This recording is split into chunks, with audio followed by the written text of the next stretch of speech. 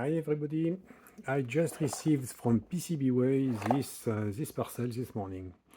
PCBWay is sponsoring this project and I would like to thank them for this sponsorship.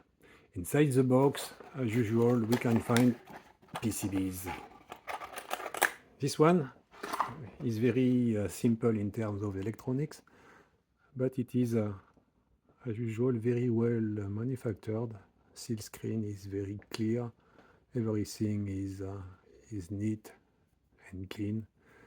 And this PCB is intended to be used in this kind of radio. So this is a TX16S radio from Radio Master. And a friend of mine have also this kind of radio. We wanted to use them in student master mode. And classically, to do this, you have to plug here a jack between the two radios. So this is quite cumbersome because the wires are quite annoying, and I wanted something more up to date with a wireless solution. So of course, for this to work, we will have to have one module on the master radio and a second one here, for example, for the virtual student one. These boards will go into the external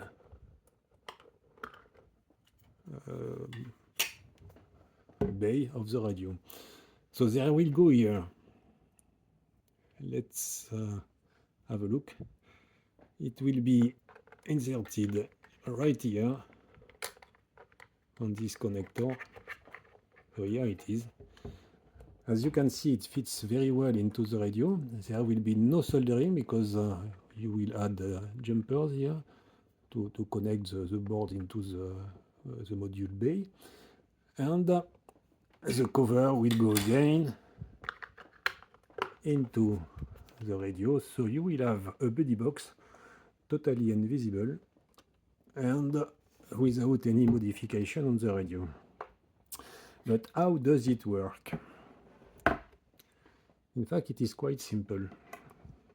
On each module, you will have an ESP32C3 Super Mini computer MCU.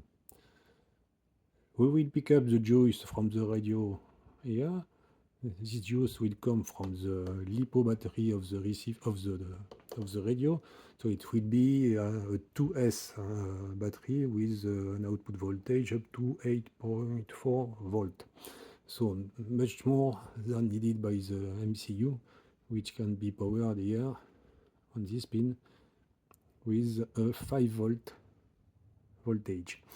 So we will add a very small DC-DC step-down converter, downgrading the 8 volts to 5 volts to power the board. And that is more or less it. There is nothing more on this board. How will it work? So let's take two of these systems.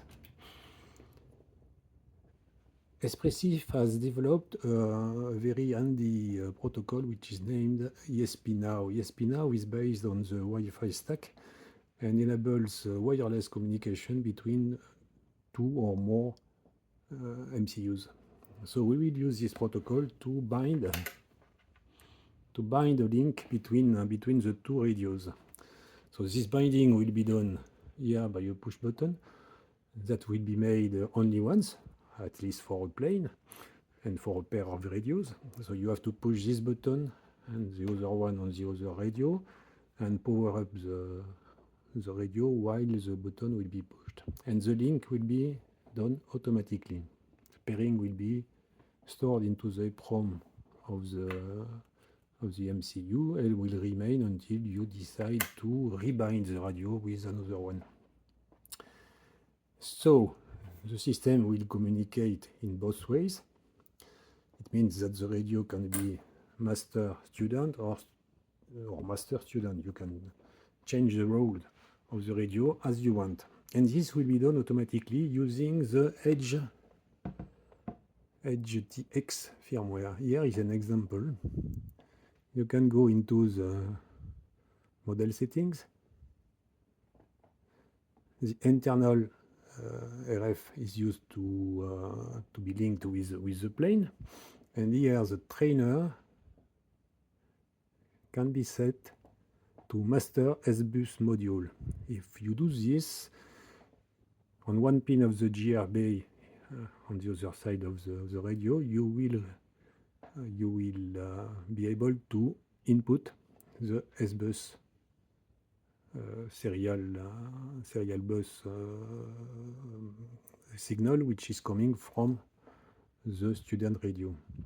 If you have a student radio, then you simply have to disconnect the trainer mode on the master and set the external mode into S-bus. And now the radio will output the S-bus signal on another pin. The student module will be able to read this S-bus, convert it into SP-Now, send it to the master radio, and so on. If you have an old radio which is not compatible with S-bus protocol, then you have also the possibility to use not S-bus, but to use the PPM signal with up to 16 channels. So this is very handy because classical and usual body boxes, even those ones sold by Radio Master, only allow the student to use an S-bus receiver. If you have a very old radio only able to produce a PPM output, it will not work. So my system will allow to output PPM signal on the student and send it via ESP-Now to the master. The configuration, as you have seen, is very simple. Everything is done on the radio, and there is absolutely no modification to the firmware of the TX16S in order for this system to work. So now what I have to do is to solder this MCU here, to solder a push button to add the step-down converter and perform the test on the radio. Everything will be open source, open hardware as usual. If you look at the link of into the description of this video, you will find a few links where the project is described. There is a link for Hackaday project. There is a link, of course, for PCBWay if you want to order these PCBs. I remind you that they are very cheap and very well done. And there will be also a link to fetch the source code of the firmware on my GitHub pages. So stay tuned. The next video should be with two radios, one master, one student, and vice versa. And you will see the total process working. Goodbye.